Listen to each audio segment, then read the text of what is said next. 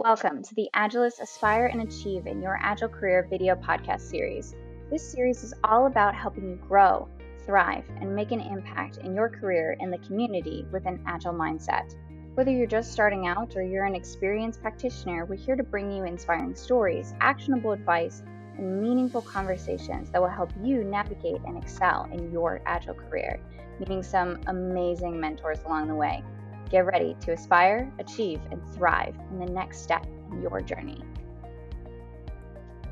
Well, good morning, good evening, good afternoon, good whenever you all are watching this. My name is Emily Lint, and you are listening to another episode and watching another episode of the Aspire and Achieve in Your Agile Career podcast series. Today, we are chatting with Jess Brock. How are you doing today, Jess? I'm doing great. Thank you for having me. Great, yeah. And Jess and I have been working together for, how many years now? It's At been least a couple. 3, or so. But we initially did our interview back in, I think, 2022. Yeah, that sounds about right. And kind of hit it off and have connected together for a long time, worked on Agile careers together as well as different events, and went to conferences where people recognized me for the first time. I know that was not something that you have a lot of experience with that. I do not. And so that was very surprising to me. Mainly people were surprised that I was tall. I think that was kind of funny to me. What's Yeah. what's been the surprising thing cuz by the way I'm like 5'8", and then I wear heels all the time. So I'm like 6 foot most of the time at conferences, and I think that surprises most people when they It see it me. definitely surprised me. I was like, okay, I was here for it. Yeah, I don't know if it's because the camera angle is usually like up, so it makes you Yeah. look, but no, I didn't really know that. yeah, you're one of those people are like, oh yeah, aren't you surprised by folks' height? Whenever you meet them in person, you instantly come to mind as an Oh, example of really? that. Yeah, absolutely. That's funny. It's always funny at conferences when I wear my heels, and then like later on in the night I'm like talking to a bunch of dudes, right? Because we work in tech and I'm eye level with most of them, right? And then I'm like, oh God, I'm so tired, guys. I'm gonna take off my heels, and then goes like immediately I'm eye level, and then it's a whoop. And then I'm like looking up, and like immediately they look down, and I'm like, hi guys, I'm woman sized. Like, I don't know if you knew that. And that's always pretty funny. I bet. It's awesome. But what about you? What have people been most surprised when they see you in person? I have no idea. I think, well, I'll say this. I think they've been surprised that I'm more quiet in person. I was actually just about to say that. You were like, oh, I don't really, and I was like, they're very quiet. Like, Yeah, I think, and I've had people actually say that to me. They're like, boy, you're different than I imagined. Just like, think when they see me in writing or they hear me on like a podcast or in a talk or something, it's like one mode. And then when I'm kind of sitting around and hanging out, I'm not as talkative. I'm more of an observer. yeah, you're definitely more of a deep thinker, and I'm definitely a little bit more intense in person, and I don't recognize that a lot of times because I'm so used to working with me by myself in this room, right? And so I don't think it's that much. But then when I'm in person and I'm like leaned fully in and like giving this full like thing, and then I'm like, and then you need to like take it back. But why don't you go ahead and introduce yourself to the audience today for those who maybe aren't as aware of your journey? Otherwise, they can go on to the 2022 episode and hear a little bit more, but just do a quick intro. Absolutely. Yeah, I'm Jess Brock, and I am passionate about dojo coaching, to say the least. And I've also done quite a bit of work here for a couple of years now in generative AI. And sometimes I even like to intersect the two, which gets pretty exciting. I'm interested in, using generative AI to humanize coaching experiences a bit. And so that's a theme for me in 25, is to kind of dig more into that topic and maybe offer a talk or a training or something to enable teams to, use this tooling and, in a way that isn't intimidating and they're able to maximize their performance. Great. Awesome. Yeah, it's been exciting to see you on that journey, and I've definitely learned a lot from you already in terms of AI and how to use it better every day. So, what have you observed about the role of career development in Agile over the years? Oh, goodness. So I have witnessed Agile in its heyday. When I became introduced to the Agile scene, at that point, it was sort of getting out of the grassroots realm, um, and turning more mainstream. So this is around 2010, 2011, Hmm. and it was so hot. I mean, just like generative AI is hot right now, it's like untapped potential, new frontiers, and it was a buzzword that you saw everywhere in quarterly reports, and even your next meeting you'll hear it, and people will talk about, what is this thing? I'm intrigued. How do we get connected to it? And with that excitement came this just blitz certifications and trainings and all these different types of consulting, and it really blew up. I would say if you were to compare it to a hype cycle, I would say that when I came into Agile, it was at the um what do they call it on the hype cycle? I think it's like overinflated expectations. It's like, Oh, okay. I'm not sure what the hype cycle is. yeah, so this is a quick Google. If you Gartner hype cycle, it's something that I've used to kind of measure trends, and it's Oh, it's it's pretty helpful. So basically, is it shows the ramp up, the peak, and then the slow decline, and then it finally plateaus to the new status quo. I'm Funny. putting that into my thing. We're like less than 10 minutes in, I'm already learning a new thing. Well, and it's funny we're talking about this because at some point I was playing around with this idea of doing my interpretation of the agile hype cycle, where I think it is on this trend Ooh. line. Mhm. So I definitely started right when it was near the top. I felt like, or it was at least climbing, and it was on that trajectory of big growth. And so you see, it was the heyday, right? Everything was fantastic. These roles were commanding six-figure incomes. It was, consultants who put Agile next to any of their services were doing quite well. Um, and then you fast forward to today, and it's just, it feels, I have different feelings. It's mixed. So to business growth, to happier teams, to better customer experiences, right? But I also, I'm a little sad because I miss the excitement. And I also think that some of the decisions have been made at the macro level that have unfortunately hurt Agile and made it too commercialized and kind of made it lose its soul. So it's kind of where I'm at in my journey there. In terms of like career, I mean, as soon as I started believing that Agile was the way, which I know this, I talked about this at the last episode, where I was a huge skeptic, didn't believe in it. I was like, this is a fad that's just noisy, and I get out of my way. I need to do work. But eventually I did see the light. And I mean, that took me through, product roles, through scrum master roles, eventually into coaching. And then now I'm coaching for learning, focusing on dojo coaching. So it's been quite a journey for, more than half my career. So I am thankful to find Agile and find the people who make it such a great community. Yeah, no, that's great. I think there's definitely, from what I've seen from people who are more experienced agilists, and as I've become more of an experienced agilist and in this space, there you start to, you drink the Kool-Aid, which is a terrible metaphor. Hate using it, but I don't have another way to say it. So you, you drink it, and then you learn all these fantastic things, and you get really hyped about it. And as you start going through your career, and you start to see like the community is really where I still get the most fulfillment. And then otherwise, there are a bunch of these shifts. You start to see some like the negative sides of like parts of the industry and certain, aspects, and then trying to navigate through that and trying to continue to what we're going to talk about today, making that coaching stick and showing your value. How do we kind of start to move through this space? Yeah. And that's, I feel like, key to succeeding.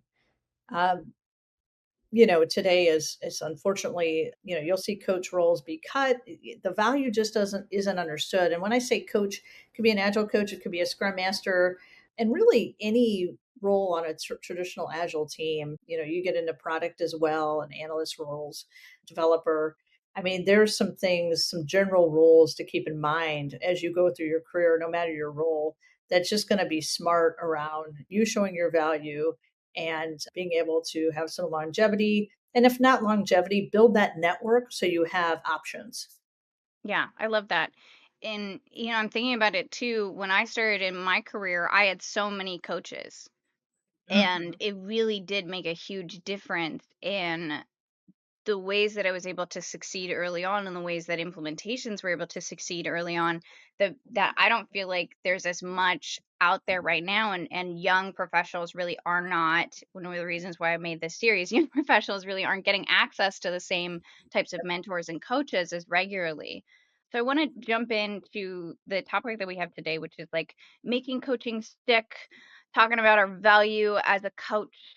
How do we really show that, how we talk about that? Because we just, in kind of the trajectory of the podcast, we've talked about, setting up your LinkedIn, your resume, talking about interviewing, and then we went into career transitions. And this is kind of the in between episode between career transitions and then like expanding your agile career, starting to talk about certifications and speaking at conferences and how do I go up in leadership. So, like, what's the next step? But then there's kind of this middle ground, right? Between transitioning your career, starting it, transitioning your career, and then really showing value so that you can get to those next steps, right? So Exactly. that's at least why I thought this was a really cool topic when you brought it up, and I saw that gap when you mentioned it. But why did you want to talk about making coaching stick, making value, showing value in this career oriented podcast? It's aligned with some of the things you said. So if we could, create a podcast where we talk about maybe how you create those coaching moments that allow you to show value, allow you to, go on and speak at a conference and really inspire others. This is where that magic happens, is being effective in your role. So that's really exciting to me. The other thing is I mean, with my background being pretty fanatical about dojo coaching, I've been able to, which let me do a quick definition. So with dojo coaching, we basically, what that means is you learn by doing, and it's very little theory. It's getting into the work with an individual or a team and coaching good habits and practices, and with the goal of developing that muscle memory. So when you leave, it's like second nature to the team. So for instance, writing better user stories, what's going to work in their context, you find that, and then you continue to develop that muscle memory so whenever you leave, they can grow sustainably on their own. So that is a huge in my background. So of course I'm going to be, pretty excited about making coaching stick. I also am just, I'm a person that I so I'll say this, and I said this to a coworker a couple weeks ago, and I said, if the love doesn't feel like '90s R&B, I don't want it. Meaning that I have a high standard of integrity and quality. So Mm. if something I'm doing is not like, what if I don't see the end impact, if it doesn't make sense, I'm going to stop immediately and question it. So innately, this topic motivates me. I also think that it's a huge gap. You'll see coaches being cut, and, you know, maybe if they knew how to better demonstrate their value, they may not have been, or at least it would open them up to another opportunity, um, whether it's through networking or through, hey, you stood out in your with your resume or your profile because of these experiences and results. So there's many reasons why I'm inspired to talk about this. Before I go any further, I just have to do a shout out, and I'm sure this is going to be covered on one of your episodes. But networking is the single most powerful thing you can do for your career. The last, I want to say, 3 roles that I've had were all word of mouth networking. It cuts through all that noise on LinkedIn. There's instant trust. I mean, word of mouth. I know everyone says it, they've been saying it for centuries, but it really is number one. So, any chance you get to network, even if it's a 10-minute connection, just, virtually or in person, make sure you do it. Yeah.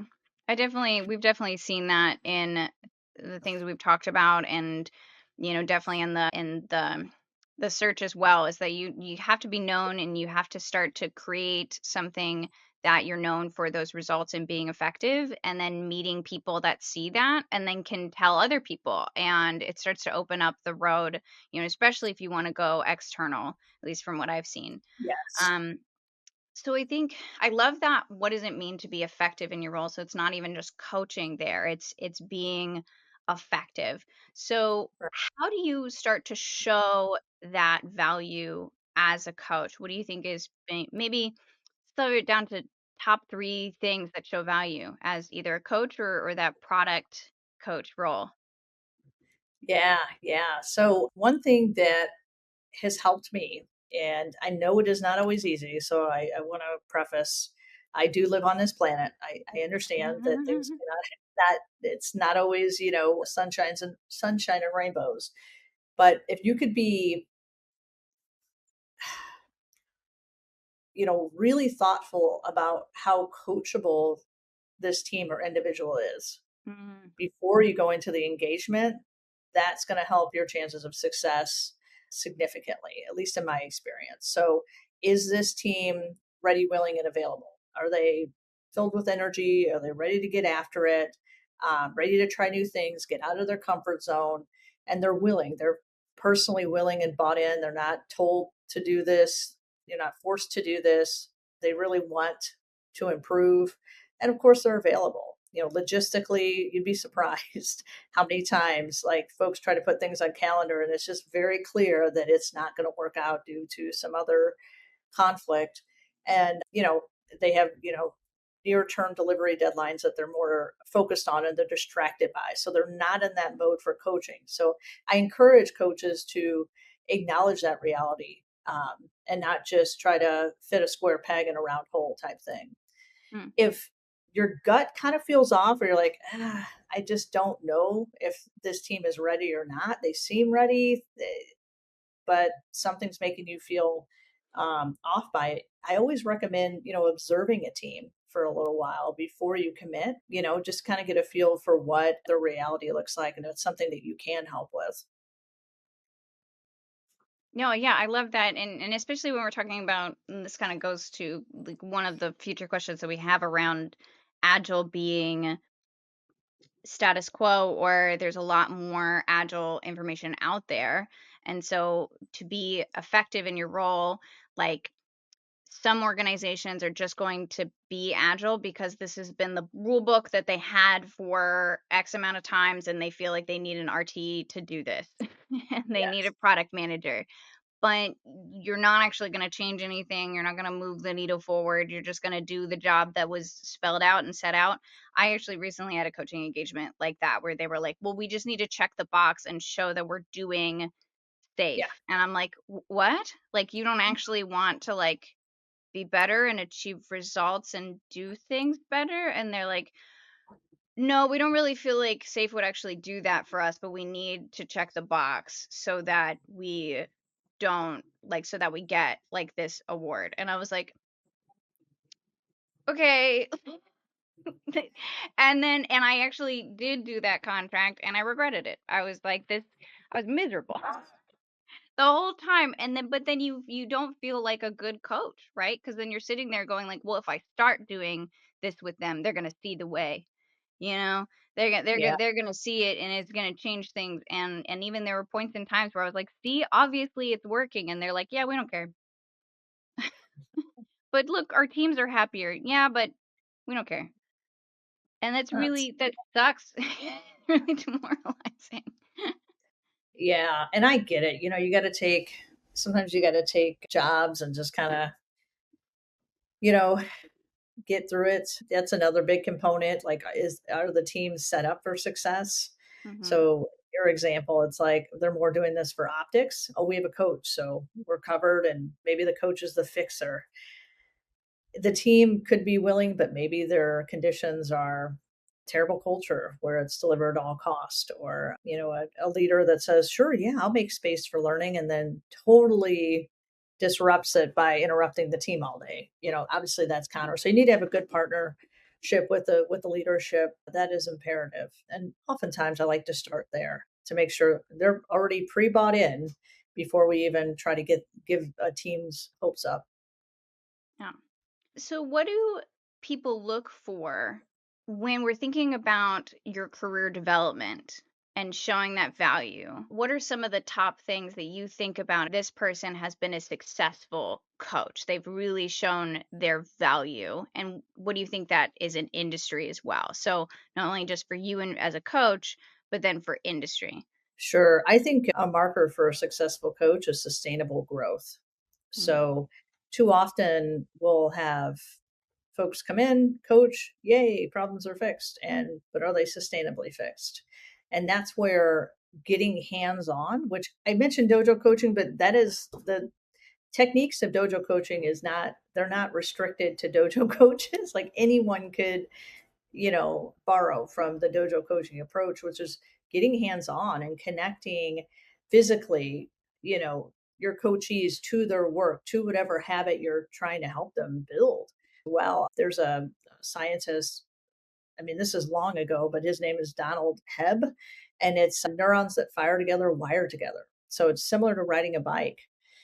You wouldn't probably learn how to ride a bike too well if you just looked at a PowerPoint or you were talked at or you went to an agile training, type scenario. No, you need to get your hands on that handlebar, feel, the balance and feel the feeling of the pedals and start getting your momentum. And that's how you learn that coordination and balance. So because your neurons fire at the same time, everything's working together harmoniously, and that's how you should be coaching. If the learning models the work is kind of what I like to hang my hat on, it tends to create sustainable growth. okay, great. I think too, to kind of go to that point a little bit more logistically on sustainable growth, what I'll do is it's kind of sneaky, so like be careful with it. But a lot of times I'll like take metrics from like the tool that we're using, or I'll take notes as to like the risk discussion for our like risk management meeting took like hours for our first PI or for our first big room planning. And I'll write down certain things that like these are the issues that happen, these are the things that happened, and I'll like capture retrospective notes and things like that and then show that progress over time. Because one of the things that I've found when it comes to sustainable growth and when we're talking about quarters, people have a remarkably short memory around change, especially when that's not your job. Like me as a coach, it's my job to think about how are we transforming, how are we getting better. And then Yeah, when I tell people that, they're like, no, our meetings haven't really gotten that much more effective. And then, but then you show them and you go like, well, actually, like these were all the notes that we had, 2 quarters ago, and see the notes that we have now and how it doesn't mention anything about meetings, but yet we hated all of our meetings 2 months ago, you know? So I think yeah, something's improved, right? Like, or we've all just gotten used to having terrible meetings. Like, which is it, right? And so that's something too that I like to do and I like to show. I like that. I really do. There's a bit of accountability there, and it's holding up the mirror a bit, but and that's similar to how I have sort of measured progress, which is really hard to do, right? When you're talking about individuals learning, um, and so there's different ways to do it depending on what your learning goals are. So if it's you're trying to adopt a new skill, it could be as simple as asking the team, you know, taking a quick poll. Are you practicing this? So let's say test driven development. Are you actively practicing, or do you know what test driven development is? Yes or no? Are you, do you have a plan in place to implement test driven development? Are you actually practicing it? And then, the last one could be, have you had any success with it? Or go so Yeah. on and so forth, and that could be all qualitative, and kind of like you were saying, it's not a beautiful dashboard, but it does show progress that leadership should certainly care about. Like they are applying this to their real work. Here's what they're saying, here's what the work's saying. This was, we were nowhere near this whenever the coaching engagement started. Yeah. And people are so afraid of official assessments from what I've seen. Yeah. When you go in, they're like, "Yeah, we wanna change and we wanna do better, but we don't want you to measure where we're at right now because we know Yeah. it's not gonna be good." And I'm like, "Then how do you know if you're getting better? Yeah, If we don't measure right now?" Like, and I, obviously metrics can be gamed. And also you hear folks take assessments and it's like, are you crawling? Are you walking? Are you flying? Running? Things like that. And it's like, yeah, how does that quantify to, I mean, how do you convert that and translate it into meaningful insights for like what actually is happening? Like right. what does it mean to actually crawl with test terminal? I don't know. Mhm. You know? So And that's then why it I takes kind of forever to type that all out, where it's more like, I just kinda wanna know what you guys are feeling, what's happening, and where do we wanna go, and how do we get closer to that point, and then we can just start measuring it right away, you know? yes. Instead of putting a lot around it, because I also feel like metrics can be like the stick that people get hit with, and so you wanna avoid that as much as possible. Yeah, we actually somewhat recently we were talking about re revisiting metrics when it comes to really coaching. And instead of like how many engagements you do in a year arbitrarily, like that doesn't tell me, if they were successful, right? You could have done 26 terrible engagements, right? So we're digging deeper and looking at things like, skill depth or this notion of skill diffusion. So, like, basically, do you have one SME on the team that hoards all that knowledge? And how spread out is it so that, you have stronger team performance? And that's something you could throw numbers at, right? But that's the sustainable growth that I'm talking about more, metrics similar to that type thing, where it's getting down to the nitty gritty, almost to the individual, to build those higher performing teams. It's a little harder than sort of a blanket, number over the top, but I think it gives you a good idea of where you are and where you may need to be, Yeah, great. how far you come. So we're getting to the final part of our episode here. What are you doing for your own professional growth? What's next in your career? I thank you for the question. So I'll have you know, just a little while ago, I finished my master's. So Woo! I was the person that never believed in degrees. I went without a degree up until 4 years ago, I think, Wow. and got my bachelor's and then my master's. I have to thank my employers. I mean, if it weren't for their support from a financial perspective and like a hey, take time to study perspective, I don't Mhm. think that I would have ever considered getting my degree. I still believe that my career would have blossomed probably without a degree, but you never know. It's more of a personal pursuit of anything, on that. But it was more making myself proud, making my kids proud, that type thing. So so I did that. And so beyond that, I have been looking at ways to collaborate and partner and teach and talk throughout 25. So I got things percolating there. Um, and I mean, it's in the coaching space, it's in the generative AI space, and it's pretty exciting stuff. So I try to constantly have something to challenge me. Yeah, yeah, you certainly do, Jess. And it's great to watch your journey and continue to see that. So, what final wisdom would you like to share with our listeners around making coaching? Um, I would say just a reminder of, making sure the environment is conducive to coaching. It's easy to jump, like you said, you had a client that was like, here you go, basically prescribing you, go do this, Yeah, fix it. And, don't do that. It's easy. You could be in and out and, sure, you can, have a soul job, but sucking. it's soul sucking, demoralizing, and you're not really doing anyone else, including yourself, any favors. So certainly make sure it's conducive to a coaching environment, whether that means working with leadership or, helping fix the flow in the system in some other way. So be it.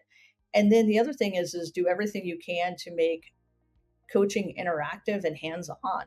The more immersive, the better. It's going to make your coaches much more engaged and set them up for sustainable growth so they can unlearn bad things and really develop that muscle memory around ways to improve. Right. Well, thank you so much, Jess, for your time today. And thank you so much to everybody who's watching. And I hope you guys have a great rest of your new year as we continue this series and we go on to kind of the next step in the series, which is talking more about expanding your career for the new year. Love it. I got one more thing. Okay. Yeah, go ahead. Network, network, network. I cannot say that enough to anyone in any career path. It's the hardest thing for me. Trust me. I'm very excitable, very intense now. But you get me in a networking environment, like, or at least in a virtual networking environment. In person, I feel like I'm pretty good. Maybe the tallness helps. You know, it's an intimidation factor. All right. Thanks, Jess. Thank you. Thank you for joining us on this episode of Agilist, Aspire and Achieve in Your Career. We hope you found inspiration and practical tips to elevate your Agile journey. Remember, growth doesn't happen alone, so consider exploring the Women in Agile Mentorship Program and/or follow the Agile Careers MPO on LinkedIn to see more content geared towards advancing your careers. A huge thank you to our amazing sponsors, Scrum.org, for their continued support in empowering Agile professionals and creating opportunities for career advancement. Don't forget to subscribe, like, and share your thoughts in the comments. Let us know what topics you'd love to see next. Keep aspiring, keep achieving, and continue thriving in your career.